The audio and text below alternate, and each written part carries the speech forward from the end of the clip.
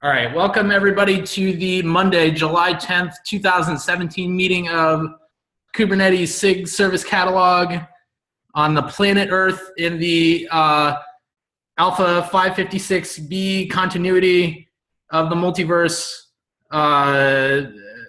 Welcome, and I hope everybody had a good 4th of July week, or if you're not an American or located outside the United States, that you just had a nice week. I did, and welcome back everybody that was gone. So first thing on the agenda, I wanted to talk about the LGTM process. I was thinking about it a lot while I was out, and for those of you that were present or watched the last SIG meeting, we had said that we're going down to 2 LGTMs from 3 LGTMs temporarily, and while Ville Icos was out. And I think that based on Martin, I hope you don't feel singled out, but you raised an issue with this on the call. So I think that at least Martin Ganholm felt that the way that we had presented that looked a little weird, like we were compromising on quality. And so I just wanted to take a few minutes and talk through my thoughts on this subject. Since I've spoken Martin's name, I will do my best to articulate specifically what he said. And Martin, if I don't articulate this right, feel free to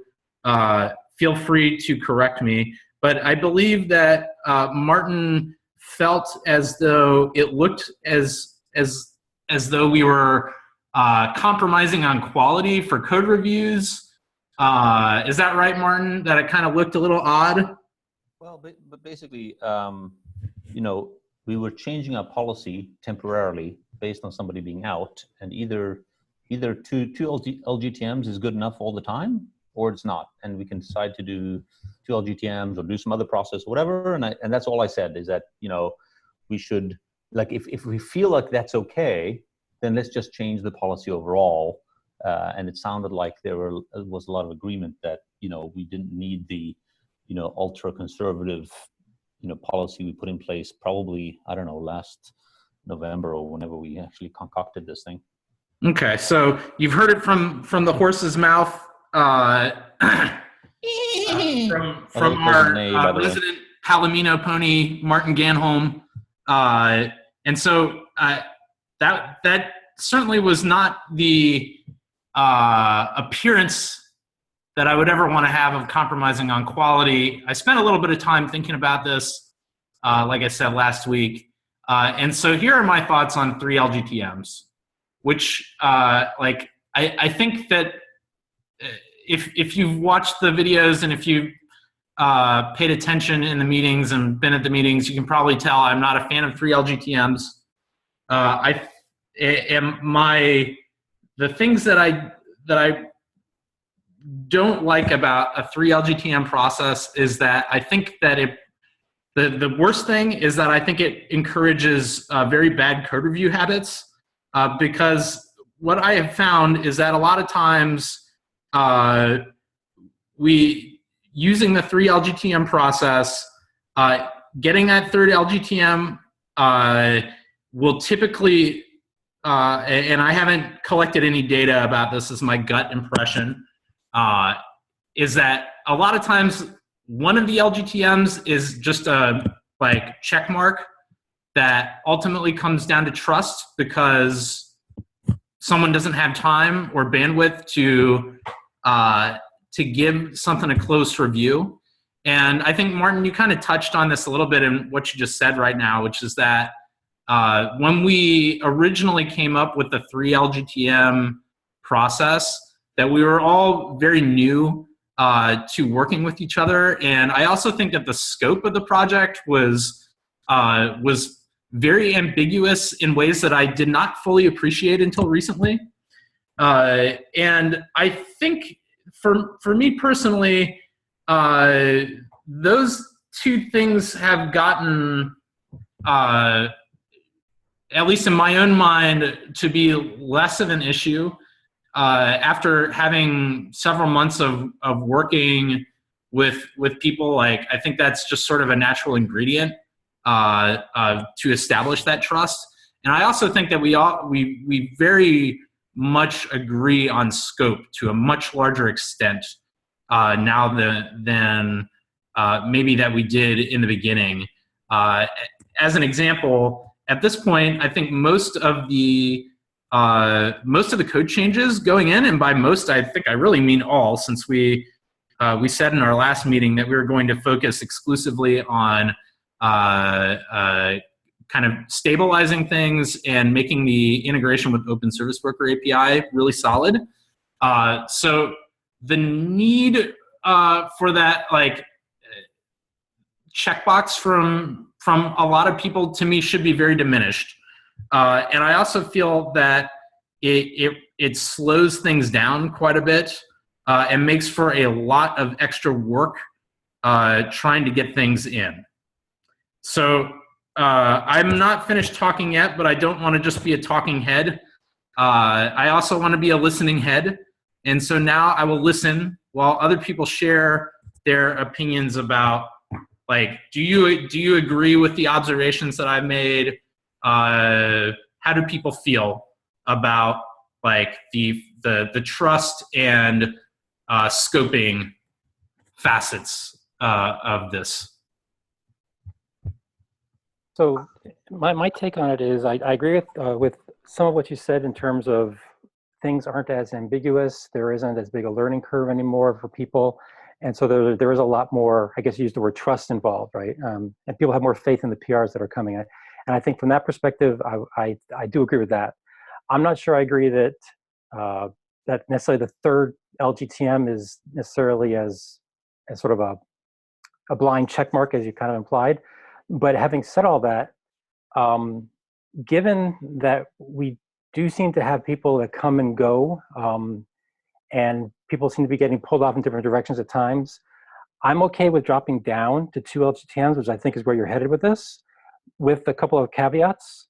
One being, the first one's a little bit fuzzy, but I'd like to put it out there first and see what the reaction is if the 2 LGTMs come from a company other than the one who proposed the PR, and 2, if we have a, quote, gentleman's agreement that says for bigger PRs, in particular ones that involve design decisions, like some of the design issues we have later on in the agenda, those require more than 2 LGTMs. I don't want to say I want to formalize it, but I would get a little nervous if some of these bigger issues that we have on the agenda are put in with only 2 LGTMs. Okay, I have some responses to that, but I want to keep the floor open. So Doug, can you repeat the first item? I didn't quite get it all. I think the first one was that Doug would prefer that LGTMs did not originate at the same company that posted the pull request. Yeah, that'd be my preference as a starting point anyway. Yeah. Okay. And that's true. That's true as long as we have this whole notion of company-based LGTMs anyway. If we switch to individual LGTMs, then that's a different story. I think there's an alternative to actually dropping the number of LGTMs as well. If someone is going to go away, gets pulled in another direction, there could be a policy around handing off work. We do this internally at CoreOS. If someone is going to go on vacation, they basically need to get their priorities sorted out and have somebody else be a point man for all the different things they're currently working on. And so that way, there's at least somebody that's in charge of their LGTM, even if it's not the original person. So I think that is a general good habit for work in general. I do not think that the pool of people that actively contribute to the repo is large enough to have that be a solution in a vacuum. Okay, that's fair. But I do appreciate you speaking up. And by the way, we don't usually get newcomers, but I think you're new. So let's, as an interrupt, allow you to introduce yourself. Sure. I'm Jimmy. I work at CoreOS. I'm technically on the Quake team, and interested in seeing the development of Service Catalog as CoreOS starts to think about the ways it will integrate with Service Catalog. Okay, well, welcome, Jimmy. Thanks. Since we picked on Jimmy, is there anybody else that's new that wants to introduce themselves now? I don't think so. Based on who I see in the chat. So, okay. Well, thanks for introducing yourself, Jimmy. I have no major issue since for the time being having an agreement that person from company X should not LGTM another PR from another person at company X. I would be okay with that. And Doug, I have now forgotten the second thing. Just the gentleman's agreement that if we do drop down to 2 LGTMs, that bigger PRs, in particular ones that involve big design decisions, still require 3. And just a gentleman's agreement on that one. So how about this? I feel like if something is a big design decision, that we should probably agree on it before code gets written. I would agree. Yeah, I would agree with that too. Yeah. What we do in Kubernetes that I have found to be very, very successful when we bother to do it, and like many things in Kubernetes, it is not done with uniform consistency, but it's worked for me personally in the past, is that for like large new features, we at one point long ago would make a pull request to the docs proposals folder in Kubernetes itself to work through design issues. And the nice thing about doing that, forget about whether they're checked in or whatever. The nice thing about doing that is that if you all agree on a proposal, then by the time you go to write the code, it's plug and chug, right? And so you're generally not having to do design while you're coding, which is a extremely bad habit that I don't think is one we want to encourage. So I would say that how about this is that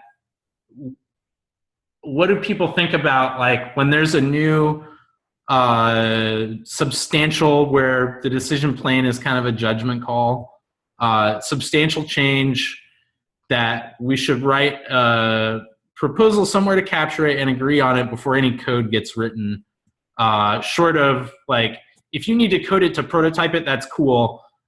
If you want to go and code something like that, where you don't have agreement on a design, do know that your next step is to write up the design that you coded and make a proposal. It's not to make a pull request and expect it to get merged.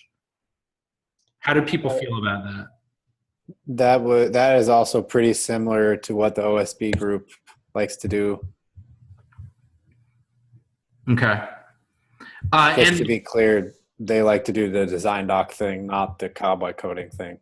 Yeah. So I also think that it deserves to be. Let me share this part of my experience in Kubernetes, which is that if somebody say that there is some pull request X and it has 200 comments on it, and someone comes in and is like and provides like substantial productive feedback.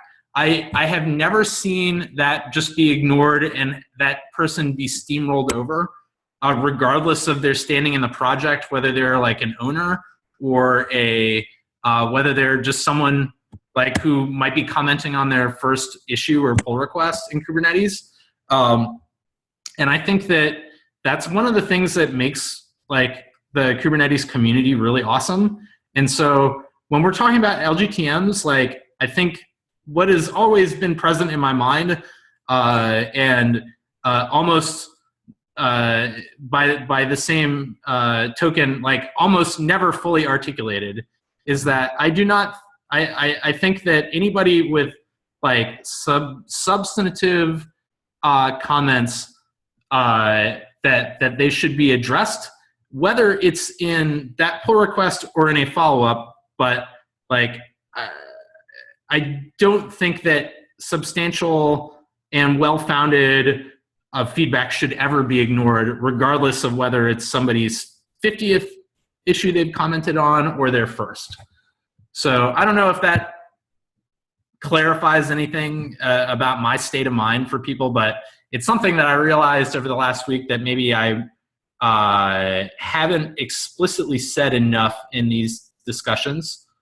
And I think it kind of amounts to like maybe not an expression of good faith necessarily, but a willingness to receive feedback regardless of who it originates from, whether they can LGTM things or whether they can do a particular mechanic in GitHub or not.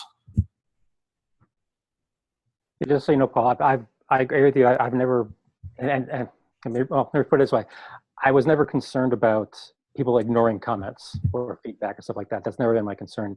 My concern was usually more along the lines of, you know, someone puts a PR in Friday morning, and by Friday evening, it's already been merged, right? And people I think that is desirable if it's something that we all agree on. Right. Smaller issues don't care about it. It's always focused on the bigger design issues that worry me. So going back to your proposal of saying, okay, people need to open up, say, an issue first, and we need to hash through the design through the issue or whatever in advance of that, of bigger design PRs being submitted, then yeah, I think that addresses my concern. Okay, so I think that we should permanently go to 2 LGTMs. And I think that this is extremely similar to what Upstream does. Upstream Kubernetes calls it reviewers and approvers, where you need an LGTM tag and an approval tag. And I believe that GitHub has just released a feature that is like basically exactly what embodies exactly the way that the upstream process works. So I think that for now, let's just do LGTM 1 and 2 labels, and I will take an action item to figure out like if the GitHub mechanism is sufficient or if we need some piece of infrastructure from upstream. But for now, let's just agree that we'll do 2 LGTMs, and design issues need to have proposal or need to have something that is like in the issue open for it in GitHub, like this is how it's going to be, and we agree to it before someone makes a pull request. With the, I guess, additional caveat, since we're all pedantic nerds, and someone's probably thinking of this situation, which is like, what if I was prototyping something and I really liked it, and I'm going to write a proposal for it, but I want to make a pull request so that people can easily see it and react to it. I think it is fine to make a pull request for that, and maybe we can have a just say, if you're going to do that, mark it as work in progress and state on the pull request description that it is the result of some exploratory hacking around, and it's not being proposed as something to be merged without a proposal in front of it. Does that work for people? It's good with me. We also have, I'm looking at the reviewing.md file. We've got 4 items that must pass in order to merge a PR. We've got open for at least 1 business day. We have a veto label, the 3 LGTMs, and then the 4th one, documentation and test cases. I don't really think, I think the 4th one must obviously stay. But what about the first 2? We've got open for 1 business day and veto label. How do people feel about those 2 requirements? I think that if we are only making code changes for things that are agreed upon, which like, either agreed upon and like they're non-controversial, or they're design issues and they've got a proposal, that we shouldn't have to have a 1 day waiting period. Yeah, I'm okay with dropping that one. And on the second one, I still think if someone feels strongly enough to say, no, please stop, I think there should be some sort of label that indicates that. My only request, and it's going to be really anal, is to switch it from veto to no LGTM. Or not LGTM, or whatever the proper term is. So, Doug, how would veto be different from submitting some comments that say, you know, I'm uncomfortable with this, and I think this and this should change, so on and so forth? Technically, it's not, other than it just stands out more, because there have been times when comments have been missed. Doesn't happen very often, but there have been times when comments have been missed. Aside from that, you're right. How about this? We already have a do not merge label. Can we just use that one? That works. Okay. As long as there's some indication that says this thing's, you know, needs to go back and have some more discussions. Yeah. Okay. As an action item, I will encode this in a pull request. Pull request needs 2 LGTMs or 3. I'll leave that to you to figure out, Aaron. How does that sound? I'm just messing around.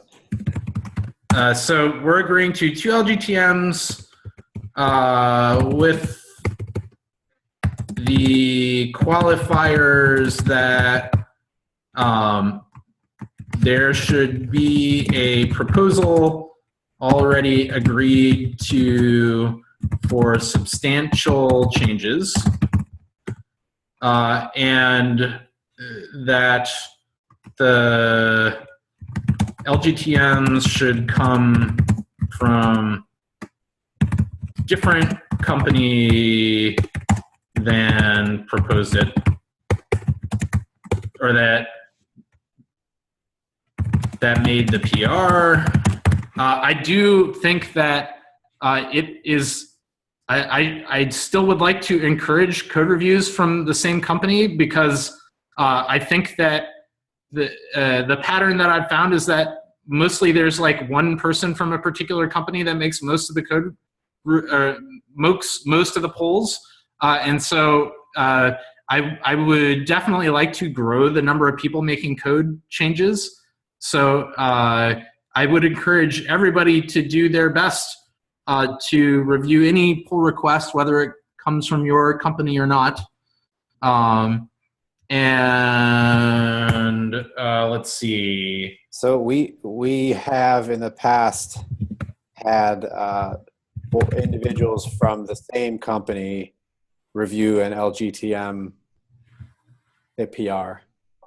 So are we going to go back? I'm okay with either way, but I don't want to be clear if we're going to go back to that, or we're going to add a new requirement that non-Microsoft people would have to review it and LGTM it. Any thoughts? I'm not sure I understood the statement there. You're talking about the second bullet, right?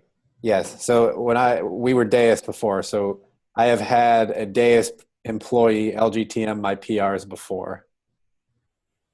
Right. According to the second bullet, it would have to be a non-Microsoft person, right? Okay, so we're removing that. I just want to understand. Yeah, and I think that would be okay. That's something that we might want to come back to, but it definitely mirrors our experience in the early days of Kubernetes, where as Red Hatters, we did not want to merge our own pulls. And this was back in the day when people were actually hitting the green button. So it really was like 3 years ago, 2.5 years ago. And I think that is a good faith type of thing. We're still a fairly new part of the community, and I think going down to 2 is a productive change. So I think I would be okay with that. So are we trying to prevent something in addition to encourage good faith? I think we're trying to encourage velocity and streamline the process. That's my goal. Not specifically regarding the second bullet there. the LGTMs coming from different companies. Okay, now I am curious, Doug. What's your use case for that? Me So- too. So my goal there is to make sure we keep code quality up, because I in my experience, how do I phrase this? People's faith in their own company's code tends to be higher than their faith in other companies' code. Put it that way. Does that make sense? I would be willing to have this qualification just for IBM if it would make you feel better, Doug. Oh, I completely trust Morgan. Is that what you're saying? Yeah, I see what you're saying. I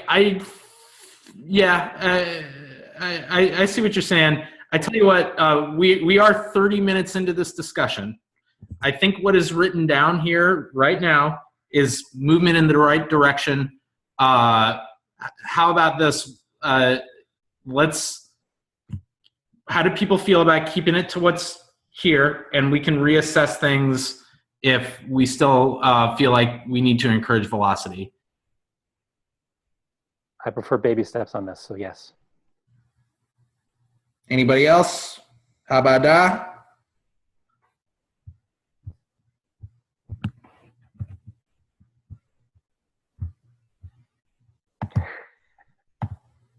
Okay. All right. Okay, so I will take the action item to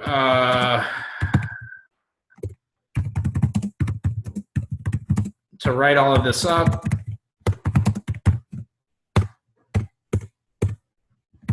And next up, Doug Davis, you're on the agenda. Yeah, so this weekend I went through all the open issues and tried to pull out the ones that I thought were basically blocked by some sort of high-level design decision. And if you look further on in the agenda under design issues, I tried to sort of list all the ones I thought needed design talks, tried to group ones together that I thought were related. But the bigger issue here is I thought what we may want to do is set up additional phone calls for us to talk during the week, because I don't think one call a week is sufficient, at least for the short term, while we have so many big outstanding issues and we're all pushing really hard to get the beta. So I'd like to propose that we have additional phone calls at least one more a week, preferably as late as possible in the afternoon, so that our friends in Australia might be able to join. I believe 4 p.m. Eastern is 6 a.m., so that may be doable for them. But I'd be even willing to go later if that makes it easier on people. But I just wanted to I had a sense from the group of what people thought about trying to set up additional calls during the week. Yeah. This many open design issues in front of us. I think that would be a really good idea. And I think you're right. I think there are a few things that have that we do probably need to discuss as a group. I tell you what, I don't want to commit to too many late meetings, but I'd be totally happy personally to do one more a week. And I think that we should repurpose this meeting to also be design discussions as much as possible. That works for me, obviously. The biggest thing here is to make sure that people understand that the Monday call is no longer going to be primarily a status call kind of a thing or a sync up call. It's going to turn into a design session. So if you're interested in design discussion, don't skip it as the point. Yeah, I think that's totally good. Yeah. So I have two requests. One, I will do this if no one else picks it up, is that we have someone to take notes on everything in the design discussions and put them into a Google Doc that's saved forever. The second thing is, I think it is worth it to have status and maybe retro or both. So I would like to keep that in some form. I'm open to ideas of when to put it and how to do it. Just so you know, Aaron, I wasn't suggesting we get rid of the status part of Monday call. It was just, I'd like to take any free time we have on the Monday call to jump into design discussions. So let me put out a proposal. What about Wednesdays at 4 p.m. Eastern? Let me Let me check my calendar really quick. I think that should be okay.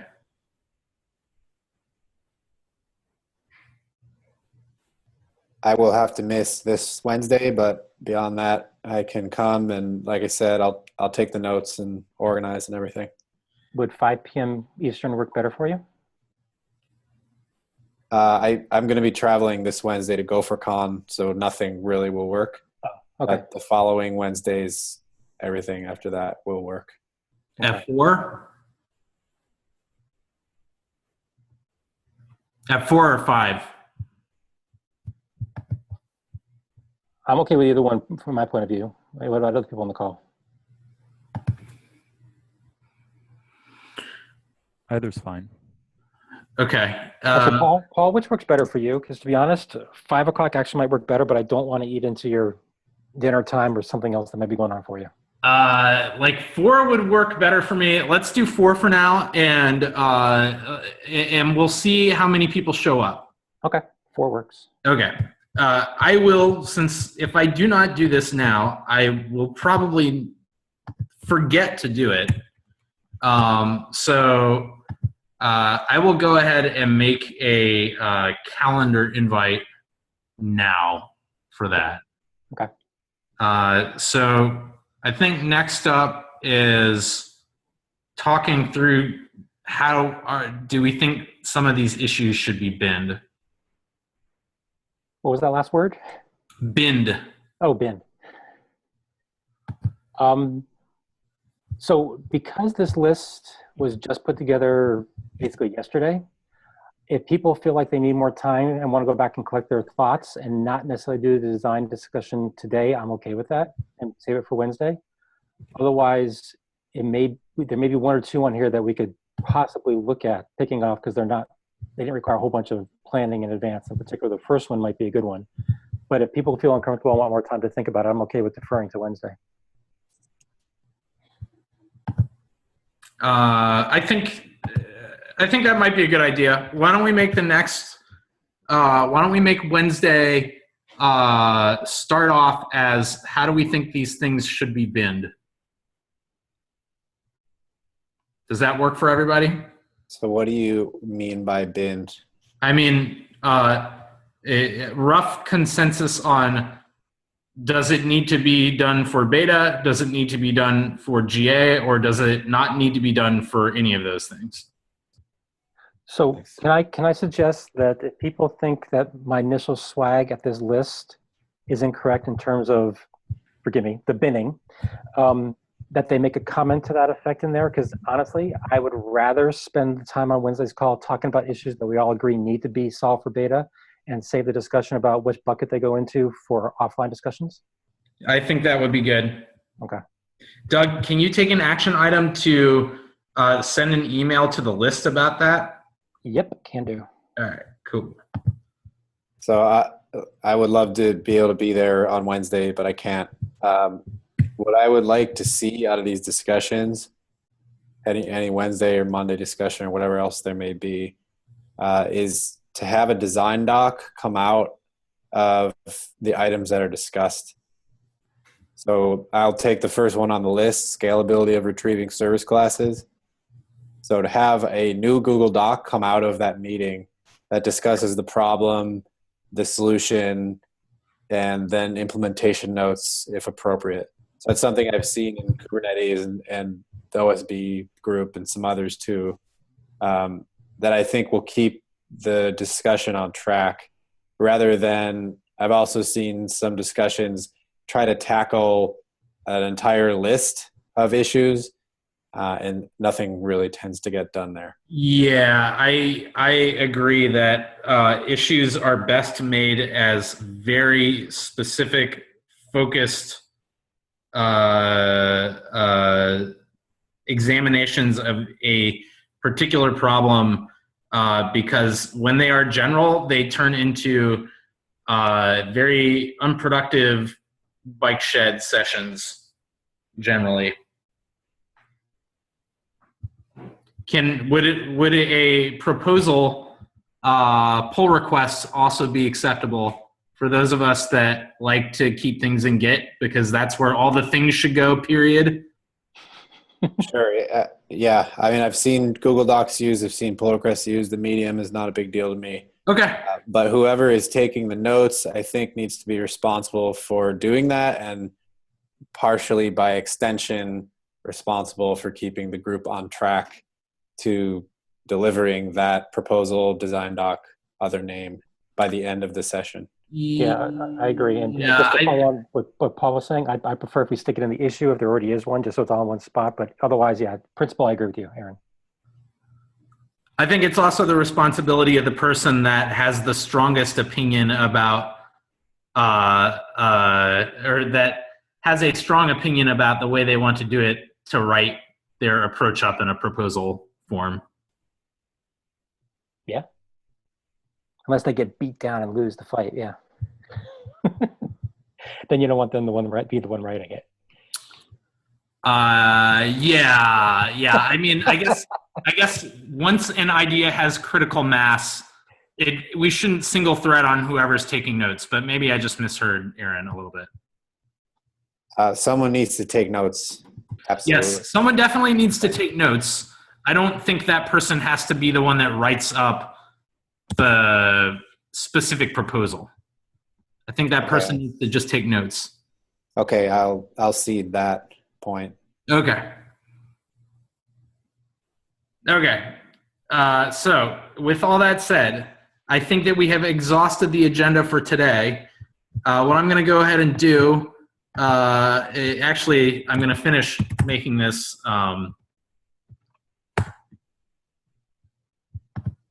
design meeting thing.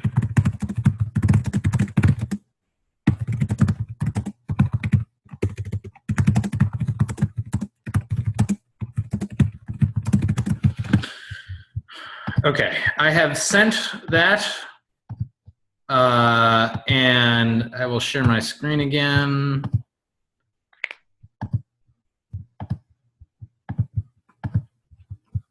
Okay, so the I think that is all of the agenda. What I'm going to do is I will go ahead and take this list that's in here, and I will put that list under, let's see, it will be July 12th when we have that discussion.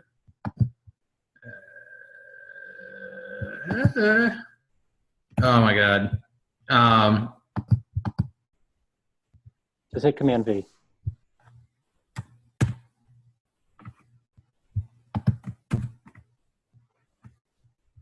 There we go. All right. So I think that exhausts our agenda for today.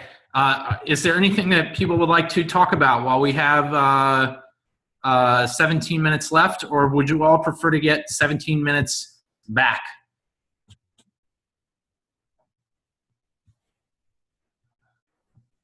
Probably the latter.